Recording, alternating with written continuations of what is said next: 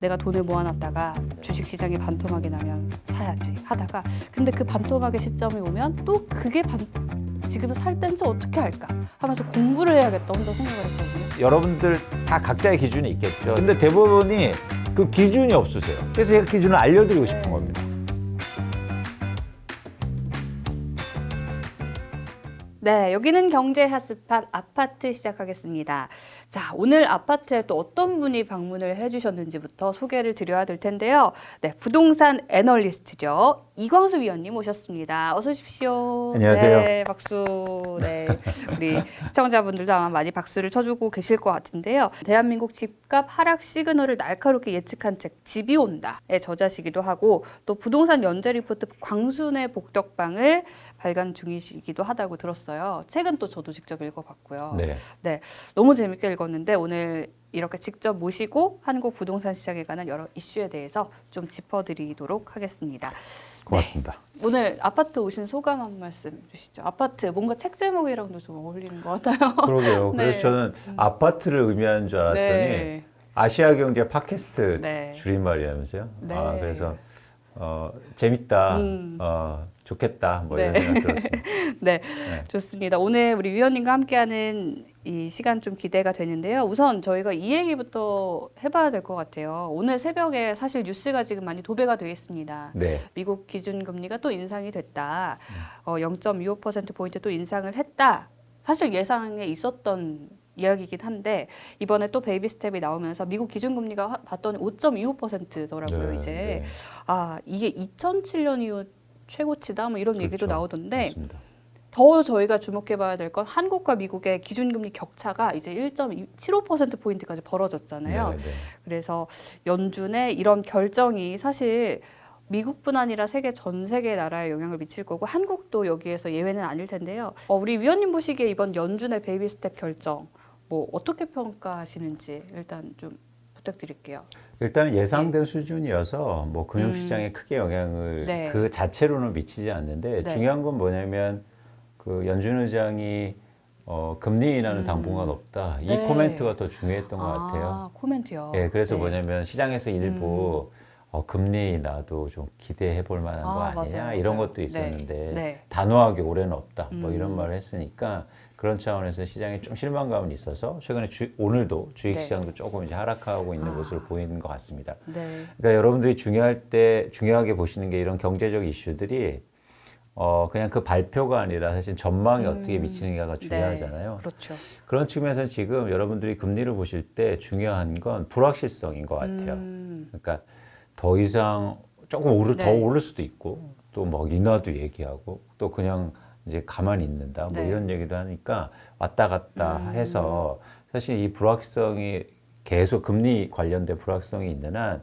쉽게 말해서 부동산 투자를 막 하거나 맞아요. 아니면 주식을 네. 막 의미 있게 매수하거나 이러기는 좀 힘들지 않을까 생각합니다. 네, 사실 말씀 주신 그 불확실성이 비단 경제뿐 아니라 여러 우리 삶에서 적용이 되는 거잖아요. 그럼요. 뭔가 불안하고 이런 상황에서는 저희가 좀 뭔가 결단을 내리기 힘든데 네. 좀 그 점에 좀 주의 깊게 봐야겠다 생각이 듭니다. 자, 그리고 연준 금리 인상을 하면은 사실 한국 입장에서는 또 어려워지는 게 외화가 더 많이 유출이 될 수 있고요. 네. 그만큼 또 원달러 환율 상승 여력도 커졌다는 의미이지 않습니까? 네. 지금 뭐 약간 짚어주시긴 했어요. 연준 의장이 금리 인하는 뭐 없다라고 했는데 그러면 이 하반기에 또 인상을 얼마나 할지 요거는 조금 그 예측하기 힘들죠. 그거 제가 예측하면 뭐 돈 엄청 벌었겠죠, 뭐. 채권 사갖고. 인하는 안 하겠죠? 그러니까 안 한다고 네. 했으니까. 근데 중요한 건 뭐냐면 네. 미국의 지금 인플레이션 때문에 금리 인상이 지속되고 있는 예. 거잖아요. 근데 인플레이션이 전 좀 구조적인 측면이 있다고 봐요. 어떤 그러니까 미국의 네. 물가 상승의 가장 중요한 그 비중을 차지하는 게 두 가지인데 네. 하나는 뭐냐면 주거비. 주거. 네, 주거비. 또 하나는 뭐냐면 미국의 산업 구조상 서비스업 비중이 크잖아요. 네, 그렇기 때문에 인건비에 대한 부담이 크단 말이에요. 근데 지금 주거비가 미국에서 지금 쉽게 떨어지지 않고 있습니다. 그 이유는 서브프라임 이후로 네. 미국의 집이 많이 지어지지 않았어요. 한국하고 공급 좀 다른 자체가, 모습인데. 예. 그렇기 때문에 임대료가 쉽게 떨어질 수 없는 구조예요. 그래서 금리가 막 올라가더라도 물가가 잘 안 잡히는 겁니다. 두 번째는 뭐냐면 임금이잖아요. 임금이 지금 미국에 아마 상승 속도가 네. 뭐 지속될 가능성이 보여요. 왜냐하면 저는 가장 의미 있게 보는 게 최근에 물가가 오르니까 네. 노동자들의 실질 임금이 떨어지고 있어요. 아, 실질 그렇잖아요. 임금이요? 그렇죠. 네. 왜냐하면 내가 여기 계신 분도 있겠지만 월급을 받는데 똑같이 받는데 그렇죠. 물가 오르면 임금이 떨어지는 거잖아요. 네, 그렇죠. 그러면 노동자들이 화 납니까 안 납니까? 엄청나죠. 엄청나죠. 네. 그렇기 때문에 지금 미국이나 이런 전 세계적으로 그 파업이 증가하고 있어요. 그렇게 되면 어떻게 되냐면 네. 이게 그러니까 그 적응적 기대라고 하는 건데 그렇게 물가가 오르면 내 임금이 상대적으로 낮아지고 네. 그렇게 되면 임금을 올리려고 노력을 많이 한단 말이죠. 그렇게 되면 이제 명목임금이 상승하게 되는 거예요. 네. 그러면 그게 또 다른 물가 인상 요인이 되는 거죠. 네, 약간 악순환 느낌이 있네요. 네. 사실 이런 과정을 거쳐야 경제가 좋아지는 겁니다. 아, 예를 들어서 임금이 네. 올라야 소비도 증가하잖아요. 그렇죠. 이거를 그래서 강제로 네. 막으면 안 돼요. 어쨌든 미국의 금리가 네. 예를 들어서 인플레이션에 맞춰져 있는데 인플레이션이 쉽게 진정되긴 전 개인적으로 어렵다고 보고 있고 그렇게 되면 금리 인하까지 가기는 쉽지 않다. 네. 왜냐하면 물가가 물가 계속 안정돼야 오르니까. 되는데 네. 그렇게 보고는 있습니다. 자, 여러모로 연준이 계속 금리에 포커스를 주면, 물가에 포커스를 주면 금리를 계속 올릴 수밖에 없는 그런 상황일 것 같아서 네. 연준 입장에서도 고민이 클 거라는 생각이 드는데요. 그렇죠. 자, 그리고 사실은 한국도 지금 금리가 계속 얘기가 나오잖아요. 그리고 한은이 긴축 통화 정책을 끝내고 기준금리 인하 논의하는 건 시기상조다. 이런 이야기를 그 이창용 한국은행 총재가 미국 CNBC 인터뷰를 통해서 밝혔을 정도니까요. 저희 입장에서는 또 한국의 금리도 봐야 될 것 같은데 지금 금리 격차가 이렇게 많이 벌어진 상황에서 하반기 한국 금리 전망은 어떻게 보십니까? 그러니까 그 지점은 저는 네. 좀 의문이 가는 게 네. 예를 들어서 그렇게 한국은행 총재께서 저보다 더 잘 아시겠지만 네. 좀 너무 편한 거 아닌가 생각이 들어요. 왜냐하면 금리차가 이렇게 크고 네. 그리고 이미 환율이 상승하고 있잖아요. 또 하나 한국이 지금 무역 격차가 확대되고 있는데 그러면 국가의 어떤 기본적으로 기초 체력이 저하되고 있는 상황 예. 아닙니까? 그러면 원화가 계속 떨어질 거 아니에요. 그럼 환율이 올라가는데 예. 그냥 막연하게 좋아질 거고 그다음에 유출은 없다? 아니 세상에 금리가 이렇게 높은데 한국에 왜 투자합니까? 네, 사실 그 지점이 좀 고민이 되는 부분이죠. 예. 근데 네. 한국 솔직해질 필요가 있는 게 뭐냐면 한국은 지금 금리를 올리고 싶어도 못 올려요.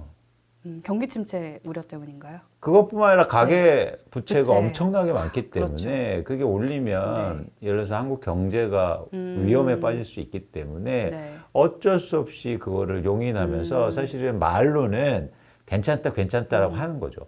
근데 저는 개인적으로 여기서 위기의식을 느끼는 게 이게 네. 한 번에 터질까 봐. 한 번에 터지면 뭐냐면 환율이 급상승하게 될 네. 겁니다. 그렇게 되면은 갑자기 금융시장 불안이 가중될 수 있거든요. 네.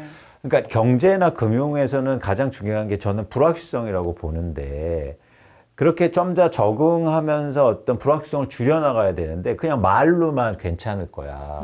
하반기에 수출 좋아질 거야. 금리 차나도 외화 유출 없어. 네. 이렇게 얘기하는 게 저는 뭐 그래서 오히려 더 위기를 더 키우고 그런 게 아닌가 그런 걱정이 좀 돼요. 제가 이제는 뭐 거시경제 전문가는 네. 아니지만 제가 애널리스트고 부동산 시장을 분석하는 입장에서는 사실 전반적인 흐름을 또 봐야 되잖아요. 그런 차원에서는 지금 한국의 거시경제 환경이 결코 편안한 상황이 아니다. 네. 보고 있습니다. 네, 일단 이창용 총재가 그렇게 발언은 했지만 네. 네, 조금은 더 우려되는 상황이다. 이렇게 짚어주신 것 같죠. 그렇죠. 제 개인적으로는 환율이 네, 많이 오를까 봐. 참 한국도 사실은 쉽지 않은 상황이 맞는 것 같은데 저희가 지금 이렇게 미국 금리 인상 좀 살펴봤고 한국 금리까지 한번 이 상황까지 짚어봤는데요. 자, 이제 본격적으로 또 부동산 전문가시니까 이런 내용을 바탕으로 부동산 이야기로 한번 넘어가 보겠습니다. 좋습니다. 제 전문 분야로 네, 하시죠. 이제 전문 분야 말씀을 들어볼 텐데 네. 최근에 사실 좀 시장에서 부동산 시장이 반등하고 있다 이런 기사들이 조금씩 보이는 것 같아요. 뭐 그리고 송파나 서초, 강동 이런 강남권 지역은 뭐 사실은 다른데 떨어질 때 그렇게 많이 떨어졌나 싶어요. 제 개인적인 사견으로는. 네, 네. 네, 저희 집은 엄청 떨어졌는데 여기는 좀 상대적으로 잘 버티더라고요. 근데 한국부동산원에서 상승세로 전환한 걸로 나타났다. 요 강남권 지역 이런 결과도 나왔고 네. 부동산 시장의 반등이 진짜인지 가짜인지 이게 좀 궁금합니다.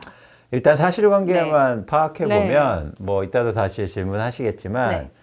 부동산 가격이 2022년 5월부터 실거래가 기준으로 떨어지기 시작했어요. 네, 작년 5월부터네요. 그러다가 올해 1월까지 하락폭이 좀 커지다가 네.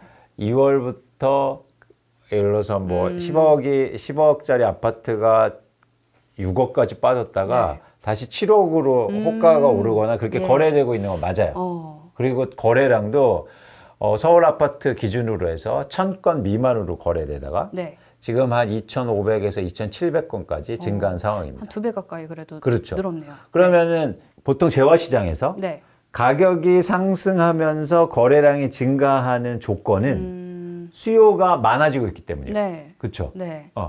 그래서 일단 지금은 그런 상황이다. 수요가 조금씩 많아지면서 시장의 회복이라고 말해야 되나? 어쨌든 가격이 조금 반등하고 네. 있고 거래량도 증가했다. 이렇게 판단하시면 됩니다. 네. 근데 중요한 건 네. 이런 상황이 지속될 거냐는 거죠. 지속 가능성. 그렇죠. 네. 그래서 앞으로도 계속 수요가 많아지면서 가격도 계속 오르고 그다음에 거래량도 지속 증가할까? 네. 이 부분에 대한 질문이 되게 중요하겠죠. 거래량이 지금까지 이렇게 회복되는 2.5배라는 게 수치상으로 이게 만족스러운 수치인가 어떻게 보시는지 궁금하고요. 그러니까 거래량이 어느 정도까지 회복된 것인지가 궁금하고요. 또 거래량이 빨리 회복되지 않는 이유가 있다면 불확실성일까요? 네. 이런 것도 느끼고 있는 걸까요, 사람들이? 일단 말씀드린 것처럼 서울 아파트는 한 2배 이상 증가했고 네. 전국적으로도 한 뭐 2배, 2.5배, 네. 3배 정도 증가한 상황이에요. 확실히 거래량은 증가했는데 부동산 시장에서 거래량은 굉장히 중요합니다. 그래서 거래가 증가하는 게 네. 중요한데 조건이 필요해요. 어떤 조건인가요? 추세적이어야 돼요. 그러니까 지속적으로. 단순하게 네. 뭐 2달, 3달만 증가하지 않고 제가 판단하고 있거는 아주 최소한 네, 최소한 4개월 이상. 그래서 1월부터 증가했으니까 1, 네. 2, 3 증가했거든요. 네. 4월이 되게 중요합니다. 지금 5월인데요. 그러니까 4월 아직 지표가 다 집계는 안 됐지만 됐겠네요. 네. 예상하는데 4월은 줄어들었어요. 이게 꺾였군요. 또. 그러니까 추세적으로 이어지지 네. 않는다는 거예요. 그래서 거래량이 지속적으로 증가해야 되는데 회복하려면 3개월 네. 마치고 다시 줄어들고 시작했고 네. 제가 생각하기에 더 빠르게 감소할 가능성이 있어 보입니다. 오히려 거래량은. 더 빠르게 네. 내려간다. 네. 네. 걱정입니다. 그러면 지금 나온 반등이 결론적으로는 진짜 추세적인 반등이라기보다는 살짝 반등했다 꺾인 그런 느낌인데요. 어떤 입장에서 걱정하시는 거예요? 그냥 개인적으로 집이 많으셔서? 아니요, 집이 많다기보다는 부동산 시장이 침체니까 네. 침체될까봐 걱정인데요. 자, 그럼 내 집 마련은 언제쯤 해야 될까요? 그러니까 이게 네. 말씀하신 저는 것처럼 집이 있습니다, 전부. 네. 예를 들면 지금 네. 내 집 마련을 원하시는 분들은 집값이 좀 빠지는 걸 좋아하실 수도 있잖아요. 그 기회죠, 그러면. 그러니까 네. 그래서 아까처럼 뭐 그러네요. 이게 약간 용어의 선택을 중립적으로 그래서 사실 필요는 제가 있어요. 집이 있어서 걱정이 되는 거군요. 네, 그렇죠. 네, 그러네요. 네. 그래서 집이 없으신 분들은 오르는 게 걱정되겠죠. 맞습니다. 어쨌든 정확한 분석이십니다. 지금 이제 중요한 네. 그래서 저는 죄송합니다. 그러니까 네. 저희가 언론이나 아니면 전문가들도 단어를 좀 중립적으로 쓸 필요는 있어요. 네, 이게 무의식적으로 이렇게 나오네요. 그냥 그래요. 예를 들면 뭐 집값 상승하는 게 회복이냐? 네. 그럼 누구 입장에서 회복이냐는 거예요. 그렇죠. 네. 이게 약간 이해관계자가 맞물려 있다 보니까. 그렇죠. 그래서 어쨌든 네. 그런 어떤 가치를 일단 빼고 말씀을 이제 드리는 거고요. 네. 그러면 질문하신 것처럼 내 집 마련 언제 해야 되느냐? 네. 무주택자분들은 특히 걱정하실 것 같아요. 쌀 때 해야죠. 언제 할지 쌀 쌀 때. 때. 네. 근데 네, 그러면은 이제 이 쌀 때가 언젠가 이것도 그렇죠. 궁금해요. 그게 중요한 지금이 거예요. 제일 쌀 때인가? 그렇죠. 네. 그래서 저는 충분히 그걸 여러분들이 예측할 수 있다. 많은 분들이 네. 그냥 얘기하세요. 그거 어떻게 그걸 잘 알아? 맞아요. 힘드니까 한번 해보는 거죠. 네. 그리고 분명 아무도 안 하면 저희가 관심 없는데 누군가 한단 말이죠. 네. 그러면 노력해서 저희가 해볼 필요 알아보려고 노력하고 공부도 하고 저희가 아파트도 듣는 거 아닙니까? 네, 그래서 그렇죠. 그냥 뭐 아무 때나 산다 그러면 왜 들어요? 그러니까요. 네? 그래서 저는 일단 그런 차원에서 저희가 잘 네. 고민해 본다. 근데 고민해 보면 답을 찾을 수 있다. 네. 그래서 답을 말씀드리면 가격은 떨어지는데요. 거래량이 회복할 때가 와요. 가격은 내리는데 거래량이 회복할 때. 추세적으로 회복할 네. 때가. 그때가 여러분들 내 집 마련할 때입니다. 나이스 타이밍 그때다. 네. 네. 그래서 그 시점에 그러면 연말이 올해 말이냐, 네. 뭐 2024년이나 2025년이나 이 말씀 못 드려요. 그걸 제가 그렇죠. 어떻게 알아요? 네, 그거는 왜냐면 조금- 시장은 계속 유기적으로 움직이기 때문이에요. 그래서 여러분들이 계속 그걸 보는 네. 겁니다. 그래서 내 집 마련의 시점을 그 가격이 내가 살고 싶으신 집을 딱 정하셔서 네. 그 집값이 떨어지는데 거래량이 조금씩 회복되네? 그러면 정확하게 여러분들 내 집 마련 할 시점이에요. 그런 시점 반드시 온다. 근데 반드시 지금은 온다. 아니다. 네, 지금은 아닌데 아까처럼 반드시 온다. 조건이 안 됐잖아요. 네. 지금은 거래량이 또 네. 줄어드니까. 그러니까요. 네. 자, 지금 아주 어떻게 보면은 우문현답을 해주셨어요. 제가 어제 산책을 하면서 네. 이게 좀 다른 얘기인데 저는 집은 있으니까 네. 내가 돈을 모아놨다가 네. 주식시장이 반토막이 나면 사야지 하다가 근데 그 반토막의 시점이 오면 또 그게 지금 살 땐지 어떻게 할까 하면서 공부를 해야겠다 혼자 생각을 했거든요. 맞아요. 이게 부동산 시장에도 정확히 맞습니다. 그래서 그 기준을 찾으시는데 네. 기준은 여러분들 다 각자의 기준이 있겠죠. 네. 내가 가진 자산만큼 가격이 떨어졌을 때 네. 나 사야지 이런 기준도 있을 수 그렇죠. 있고. 네. 근데 대부분이 그 기준이 없으세요. 그래서 제가 기준을 알려드리고 싶은 겁니다. 오늘 기대가 되네요. 이미 하나 알려드렸고. 네, 아직 2부, 3부가 남아서요. 네, 너무 명쾌하게 분석을 해주셔서 네. 아마 지금 분명 고민하고 계신 분들 제주에도 있거든요. 네. 이 영상을 꼭 공유를 해드려야겠습니다. 좋습니다. 네, 지금까지 미국의 금리 인상과 한국의 부동산 시장 동향과 전망 살펴봤는데요. 저희는 2부에서 다시 뵙겠습니다.